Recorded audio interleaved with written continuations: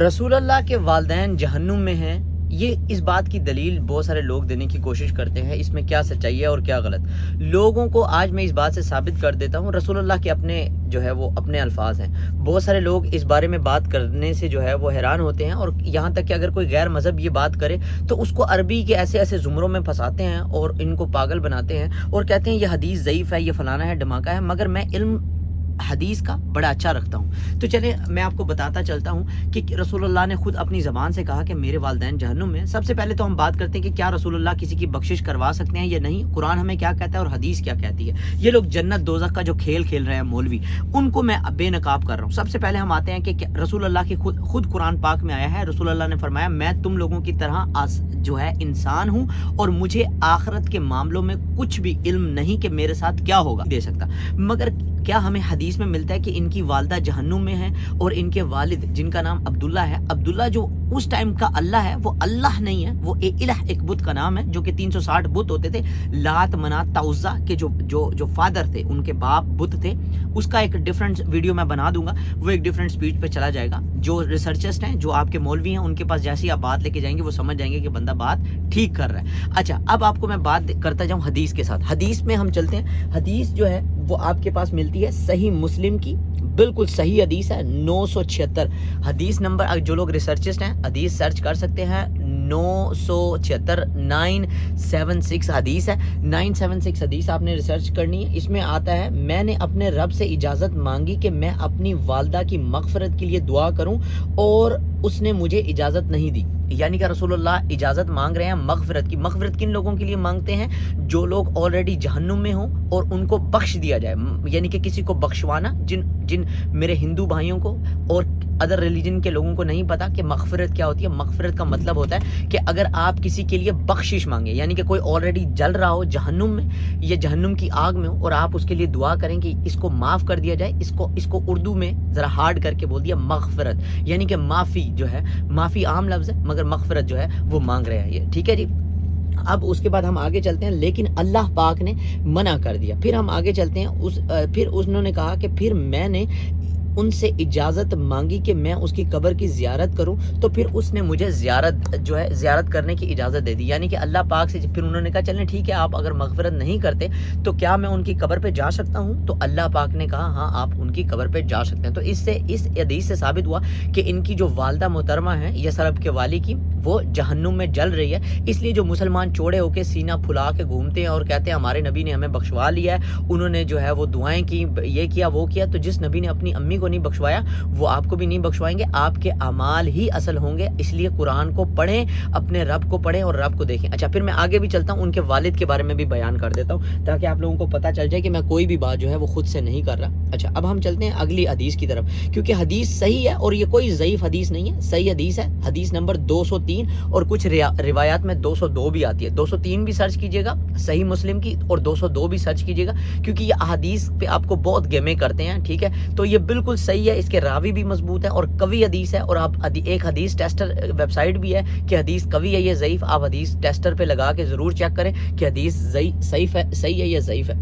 اچھا، اس میں جو ہے حضرت انس سے روایت ہے، حضرت انس بن مالک سے، انس بن مالک ان رجلن قال، ٹھیک ہے جی۔ حضرت انس سے روایت ہے کہ ایک شخص نے رسول صلی اللہ علیہ وسلم سے پوچھا یا رسول اللہ میرے باپ کہاں ہیں؟ تو اگر آپ اس کے اوپر پورا اس کا مطلب وہ واقعہ پڑھیں گے، وہ تو جو ہے وہ تفسیر کی کتابوں میں آگے آپ کو مل جائے گا۔ تفسیر ابن کثیر اٹھا سکتے ہیں یا اور بھی بہت ساری، تفسیر ابن باقر بھی اٹھا سکتے ہیں، اور بھی بہت ساری تفسیریں ہیں۔ ابھی تک جو ہے وہ 800 سے زیادہ تفسیریں بھی جو ہے وہ لکھی گئی ہیں اور اس میں واقعات بیان کیے گئے۔ تو یہاں پہ وہ لکھا جاتا ہے تفسیر میں کہ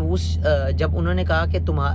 ایک شخص آیا رسول اللہ کے پاس اور کہنے لگا کہ حدیث 202 اور حدیث 203 میں ہے کہ یا رسول اللہ میرے والد کہاں ہیں؟ تو رسول اللہ نے فرمایا جہنم میں۔ جب انہوں نے سیدھا جواب دیا تو کہتے ہیں کہ اس کی آنکھوں میں آنسو آ گئے، مگر حدیث کے الفاظوں میں یہ نہیں ہے کہیں پہ، یہ میں مطلب تفسیر کے بارے میں بیان کر رہا ہوں۔ تو وہ شخص جو ہے وہ مڑ گیا اور مڑ کے جب جانے لگا تو رسول اللہ نے کہا میرے باپ بھی وہاں ہیں جہاں تمہارے باپ ہیں۔ تو دونوں جہنم میں ہیں، ٹھیک ہے جی۔ پہلے انہوں نے کہا کہ تمہارے باپ جہنم میں ہیں، پھر جب وہ افسردہ ہو کے واپس مڑا تو رسول اللہ نے کہا سنو، وہ جو ہے کیا کہتے ہیں میرے باپ بھی وہی ہیں جہاں تمہارے باپ ہیں، تو دونوں جہنم میں۔ تو اس حدیث سے جو ہے وہ ثابت ہو جاتا ہے کہ جو ہے رسول اللہ کے والد بھی جو ہے وہ جہنم میں ہیں، اور والدہ کے بارے میں پہلے حدیث بیان کر چکا ہوں۔ اب کیا قرآن میں کوئی ایسی آیت ہے جسے انجینئر محمد علی مرزا نے جو ہے وہ بیان کیا کہ جو ہے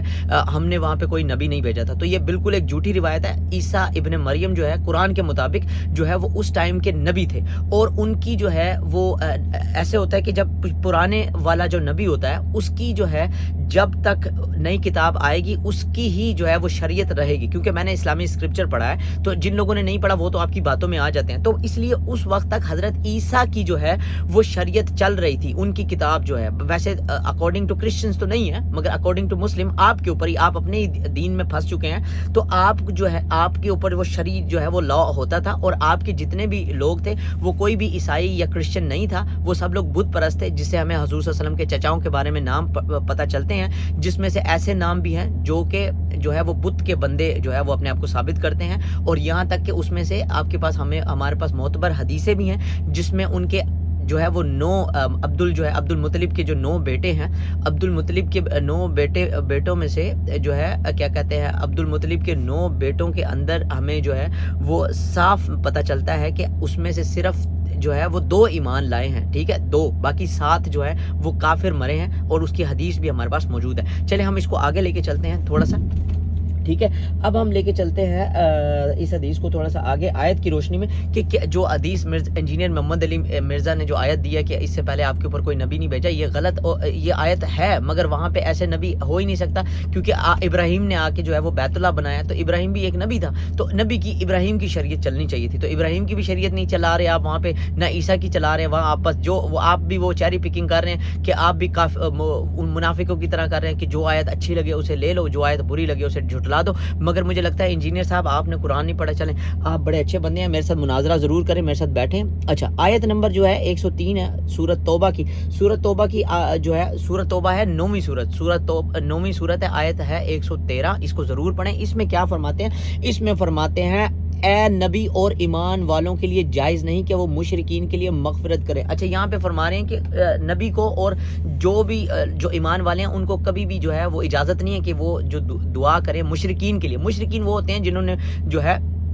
وہ شرک کیا ہو، یہاں پہ یہ بات واضح ہو گئی ہے کہ ان کو منع کر دیا۔ اب آپ کہیں گے کہ جون بھائی یہاں پہ تو بات مشرکین کی ہو رہی ہے، وہ ان کے جو والد ہیں اور ان کے والد جو ہیں وہ مشرکین میں سے تو نہیں ہیں، وہ تو اہل کتاب ہیں۔ اسی آیت کو ہم تھوڑا سا اور آگے پڑھتے ہیں، جب ہم جیسے اس آیت کو اور آگے پڑھتے ہیں تو یہاں پہ ہمیں ملتا ہے کہ ان کی مغفرت کی دعا نہ کریں، وہ چاہے قریبی رشتہ دار بھی کیوں نہ ہو، کیونکہ لوگوں نے پھر بعد میں جو ہے جب یہ آیت اتری تو لوگوں نے کہنا شروع کر دیا کہ انہوں نے جو ہے وہ اپنے چچاؤں کو بخشوا لیا، اپنی والدہ کو، اپنے والد کو بخشوا لیا، تو قرآن لے کے تو پھر رسول اللہ نے جو ہے وہ اس آیت کو پورا مکمل ترتیب کیا کہ چاہے وہ آپ کے رشتہ دار بھی ہوں آپ ان کے لیے مغفرت کی دعا نہیں کر سکتے۔ ہاں جی، سورۃ توبہ آیت 113 ضرور پڑھیں، یہ آپ کے پاس کچھ دلائل تھے، اگر آپ ریسرچ کر رہے ہیں تو ضرور اس طرح ریسرچ کرتے رہیے، کیونکہ میرے پاس جو حقائق ہیں وہ لے کے آ رہا ہوں، اور کوشش کروں گا کہ ہر مسلمان کی آنکھیں کھول سکوں، اور جاگو، اپنے آپ کو غلامی سے دور کرو۔ شکریہ۔